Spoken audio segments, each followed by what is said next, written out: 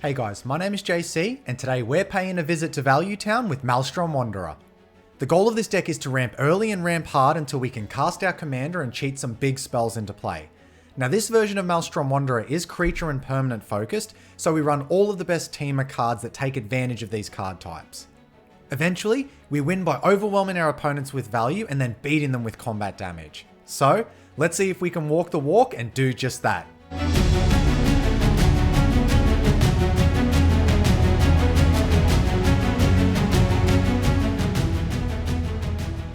Okay, let's have a look at who we're playing against today. We have Chulane, Teller of Tales, we've got Raffine, Scheming Seer, and we have Sidisi, Brood Tyrant. Alright, looking at our opening hand, we do have a good few lands, but no real ramp and anything to do for quite a while, so we'll mulligan this. This second hand is pretty much unkeepable, so we're going to have to mulligan again. Well, this hand looks a little better. We do have ramp on turn 4. Ideally, we would have turn 1 to 2 ramp, but I don't think I want to go lower here, so we'll keep this and just hope for the best. And then we'll put Colossal Sky Turtle on the bottom of our library. So we draw a land for turn. So we'll just start by playing our forest and then we'll pass the turn there. Chulane plays a fetch land and they crack it immediately. They put a land into play and then they cast a Llanowar Elves. And that's it for them. Raffine plays their land and they cast a Sol Ring. And they end the turn there. Sidisi plays their land and it's actually a Dryad Arbor. And that's it for them. We draw into a Cultivate. Well, that's really good. We're happy to see that. So we'll just play another land for turn, and then we'll pass it there. And the Cultivate's really good because it's actually going to help to fix our coloured mana, which at the moment is only green. Chulane starts by casting their own Sol Ring, and then they put a tapped land into play, which is going to bounce one of their lands back to their hand, but it is going to tap for 2 mana, Selesnya mana. Then they move to combat. They send their Llanowar Elves in at the Raffine player. They take the damage, and that's the end of their turn. Raffine plays a land, but it looks like they're just passing the turn there, possibly holding up some form of interaction. Sidisi plays a fetch land, they immediately crack it, they put a land into play, and now they cast a Bloom Tender, which for each colour among permanents you control, you can add 1 mana of that colour. And that's it for their turn. We draw a Great Henge, well, that will be useful a little later. I don't want to use our Besieger who endures just yet, so we'll play our Yavimaya. And then we'll cast this Cultivate. If the Raffine player does have interaction, we can't really wait and hang around. That's not the way this deck plays out, so let's just hope that it resolves. It does. So we're going to get a mountain and an island into play. And we'll put the island into play tapped. And the mountain can go to our hand. And that's going to be us done. Chulane plays a land. And now they cast their commander, Chulane, Teller of Tales. It has Vigilance. Whenever you cast a creature spell, draw a card. Then you may put a land card from your hand onto the battlefield. And you can pay 3 and tap it to return target creature you control to its owner's hand. They move to combat again, this time sending their Llanowar Elves our way. We're just going to take the hit, and that's the end of their turn. Raffine plays a tapped land that does bounce a land back to their hand, and taps for 2 Dimir mana, and they end the turn there. Sidisi plays a tapped land, and then they cast an Altar of Dementia. Sack a creature, target player mills cards equal to the sacrifice creature's power. Then they move to combat. They send their Bloom Tender our way. We'll take the 1 damage. And that's it for them. We draw a Sky Shroud Claim for turn. Well, that's actually quite good because in case our migration path does get countered by the Raffine player, we can at least try to ramp the next turn. So we'll start by playing our mountain. And then we'll attempt to cast our migration path. That goes through. So we'll just find an island and a mountain, seeing as we have Yavimaya out, so everything can tap for green if we need to. And that's really good news because that means that we can cast our commander next turn. And Maelstrom Wanderer plays very good against interaction, especially counter spells. So we're looking pretty good at the moment. Though we are moving to a Chulane player's turn where they are untapping with their commander. So no doubt they're going to get pretty far ahead on this next turn, if not just accumulating a lot of value. So let's see what they've got for us. We'll end the turn there. They start by casting Tadiova, Benthic Druid, which does trigger their commander, so they get to draw a card and then they can put a land into play, if they have one in their hand. And they do, they put an island into play. And Tadiova's ability is whenever a land enters the battlefield under your control, you gain 1 life and draw a card. Fortunately, they do miss out on that card draw from the land entering from the Chulane trigger, but they do play their land for turn. They crack their Misty Rainforest, so they will put another land into play, which is going to trigger their Tadiova. And now they cast a Rhystic Study. Whenever an opponent casts a spell, you may draw a card unless that player pays 1. Well, if Raffine has some counter magic, now's probably the time they're going to want to use it. So let's see if they do have it. It looks like they have a response here. And they cast a negate, which we're very happy to see. Because our deck does not typically pay for Rhystic Study counters, at least not until we get Maelstrom Wanderer out with a lot of mana. So the Raffine player certainly helped the table there. They move to combat, and they swing their Chulane in at the Raffine player. They go down to 37, and that's the end of the Chulane player's turn. Raffine starts by casting their commander, Raffine Scheming Seer. It has flying and ward 1, and whenever you attack, target attacking creature connives X, where X is the number of attacking creatures. They play a tapped land for turn, and then they end the turn. Sidisi plays a land, and now they cast their commander, Sidisi Brood Tyrant. Whenever Sidisi Brood Tyrant enters the battlefield or attacks, mill 3 cards, and whenever one or more creature cards are put into your graveyard from your library, create a 2/2 black zombie creature token, which does trigger now. And they do put a Hedron Crab into their graveyard, which makes a zombie token. And with Altar of Dementia out, that's going to be quite a good combo for their deck. Now they cast a Cryptolith Rite. Creatures you control have tap and add 1 mana of any color, which is going to be very useful when they start generating a zombie horde. So this is turn 4, and every player at the table is off to quite a good start. So it'll be interesting to see how this plays out over the next few turns. For us, a lot of it's going to rest on what Maelstrom Wanderer gives us off our Cascade triggers. But that's it for the Sidisi player. We draw a Selvalis Stampede. Well, that is quite a good card, but unfortunately, most of the time players do vote to put permanents from your hand into play, and we don't have a lot that's really good besides the Great Henge at the moment, so I think Maelstrom Wanderer is going to be our better bet. So let's play our Boseiju, and let's get our commander into play. So we have 2 Cascade triggers. Our first one hits a Garruk Primal Hunter. Well, that's going to be quite useful because that's going to refill our hand very quickly. And then we get a Terror of the Peaks. Well, that is quite good. That's basically creature and player removal on a stick. And it's also going to make a nice blocker, especially for Raffine, who can fly in the air. And now when Maelstrom enters the battlefield, that is going to trigger our Terror of the Peaks. And of all the commanders at the moment, the one I'm most concerned with is Chulane. So I am going to target them here just to slow them down a bit. So if we don't attack here and we uptick Garruk, then I think we can actually protect it as well as be able to draw cards the next turn and keep it alive. So I think it's worth the risk of trying to do that. So let's uptick it and make a beast token. That also triggers our Terror of the Peaks. And I will actually target Tatyova here, just because the Chulane player can recast their commander next turn. If that wasn't the case, I probably would target the Sidisi. So we'll just pass through combat, and then we'll leave the turn there. And hopefully we can keep the Garruk around, because casting Selvalis Stampede, even with our opponents all choosing permanents, it's probably going to be pretty bad for them. So let's hope we get there.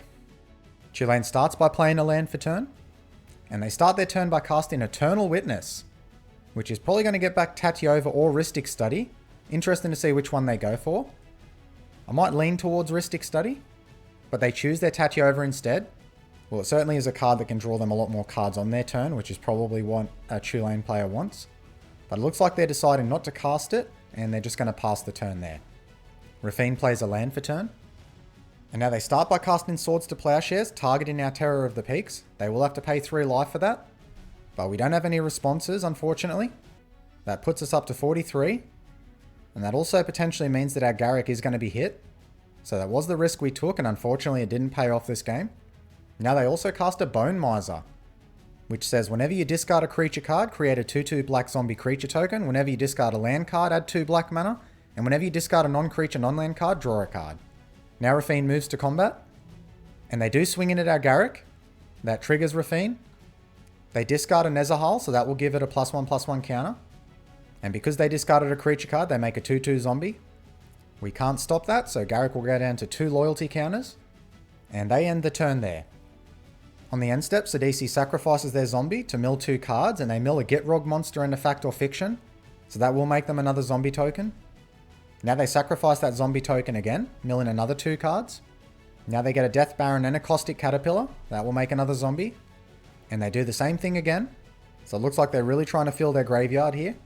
On that last one they do whiff though, they only hit 2 lands. And it looks like we pass to the Sidisi player's turn. They start by casting a Graveborn Muse. At the beginning of your upkeep, you draw X cards and lose X life, where X is the number of zombies you control. And then they follow that up with a Stitcher's Supplier. When it ETBs or dies, mill 3 cards, which does trigger itself. And they do mill 3 creature cards, that triggers their commander. And then they just end the turn there. We draw a Genesis Ultimatum for turn. which is unfortunately a little bit of a shame because we're missing out on 1 blue mana to be able to cast it. So we do have a few options this turn. I think the biggest ones I'm leaning towards is casting Selvalis Stampede or Rishkar's Expertise. And we also have the option of getting down our Great Henge for only 2 mana. Now there is potentially counter magic up, especially in the Chulane player's hand, so we might have to bait something out here. And of all the things, I'm probably okay with the Great Henge getting countered, so let's try and cast that first. And if it does resolve, at the very least we're mana neutral, we didn't really spend any mana to cast it. That goes through. Okay, so I'm feeling a little more confident we might be able to resolve this Selvalis Stampede. So let's give that a go now. It looks like the Chulane player has a response. And they cast a Mystic Stake. When it ETBs, counter target spell. Well, it looks like our bait didn't work this time, so unfortunately Selvalis Stampede is going to get countered. So now we'll follow that up by ticking up our Garruk to make another 3/3 beast. And now we're going to move to combat. And we are going to swing in at the Chulane player here because I don't want them to be able to bounce their creatures back to their hand and get value, especially that creature that can counter our things. But we'll leave the beast back, not to protect Garruk, because I think Garruk's going to go down to Raffine, but just to protect our life total. They throw their Eternal Witness in front of it. E-Witness dies. And then we'll just pass the turn. Chulane plays a land for turn. And now they start by casting Consecrated Sphinx. Whenever an opponent draws a card, you may draw 2 cards. Well, we can't respond to that. And that's definitely going to make our Rishkar's Expertise and Greater Good pretty bad. So let's hope the other players have an answer to it. But that's it for their turn. Consecrated Sphinx triggers on Raffine's upkeep. Raffine just moves straight to combat. And they swing their Raffine at our Planeswalker. They also send their Bone Miser towards the Chulane player. And the zombie token as well. But then they decide to pull the zombie token back, and that triggers their commander. Now because they draw 2 cards, that triggers Consecrated Sphinx twice. So Chulane's going to be able to draw 4 cards here, which is definitely going to put them in a very dangerous position. They discard a creature and a land, which is going to add 2 black mana and make them a zombie token. Now the Raffine player casts Path to Exile targeting the Consecrated Sphinx. That's good for us, but let's see if it's too late. Let's see if the Chulane player actually drew into some interaction. And they are responding to this. And they casted Teferi's Protection. Until their next turn, their life total can't change and they gain protection from everything. All permanents they control phase out and it gets exiled. Well, that's certainly a good response. But then the Raffine player casts an Arcane Denial to prevent that from happening. So it looks like we're going to see the Consecrated Sphinx go down here. And it does. So the Chulane player can go search their library for a basic land card and put it onto the battlefield tapped, which they do. So now after that stack battle, we go back to combat. Our Garruk goes down to 1 loyalty. Now Raffine plays a land for turn. And now they cast a Victimize. Choose 2 target creatures in your graveyard. Sack a creature. If you do, return the chosen cards to the battlefield tapped. So it looks like we see a Dream Trawler and a Nezalhal Primal Tide come back to the battlefield. So 2 card advantage engines. We just saw one big one go down this turn and we've seen 2 come back to the battlefield. On the end step, Sidisi sacrifices their Stitcher's Supply to their Altar of Dementia. And they do hit a creature there. So it's going to trigger their commander to make a zombie. And then they mill a land. Then they sacrifice one of their zombie tokens.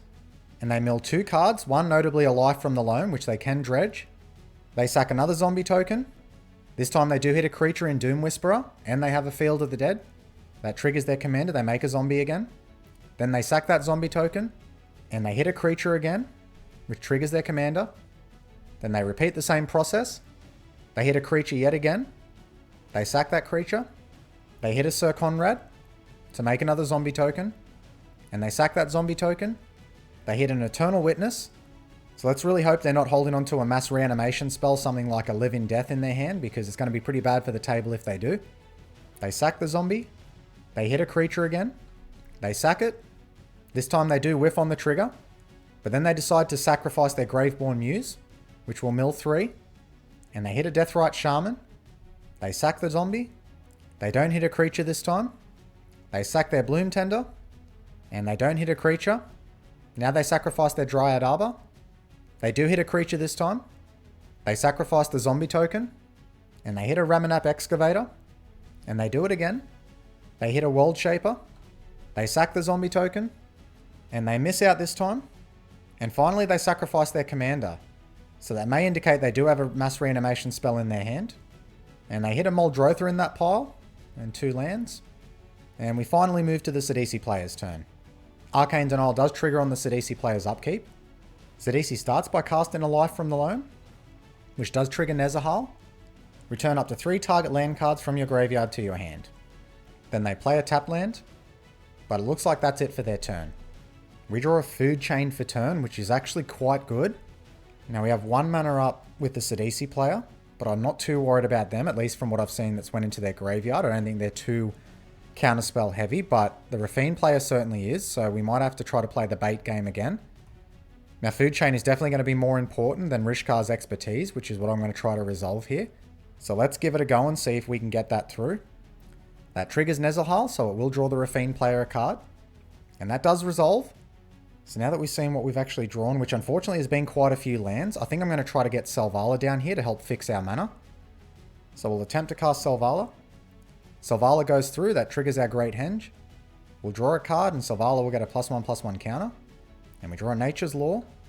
So now I'm going to activate Selvala. We'll add 3 blue, 3 green and a red. Then we're going to attempt to cast our food chain, which will trigger Nezahal.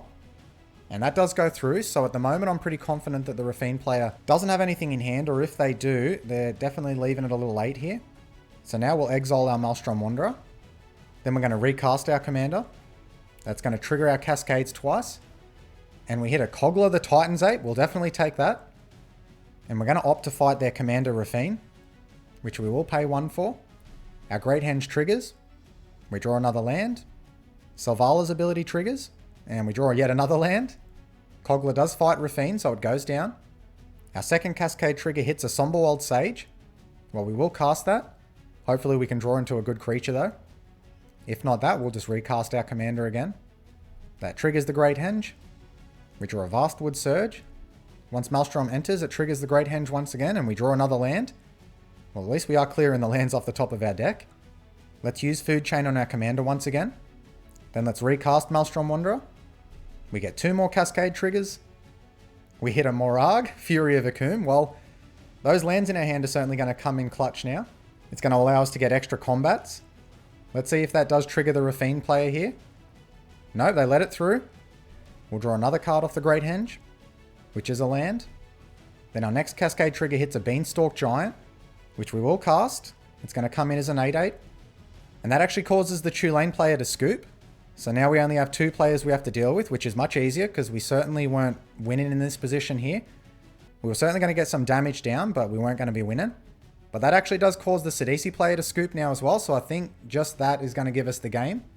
And we draw a Nyxbloom Ancient from that. Well, it is a bit of a shame for the Raffine player because, like I said, we certainly weren't going to win it here, but now we will take them out because it's far easier to beat down on 1 person than it is to beat down on 3 opponents. The Great Henge triggers again.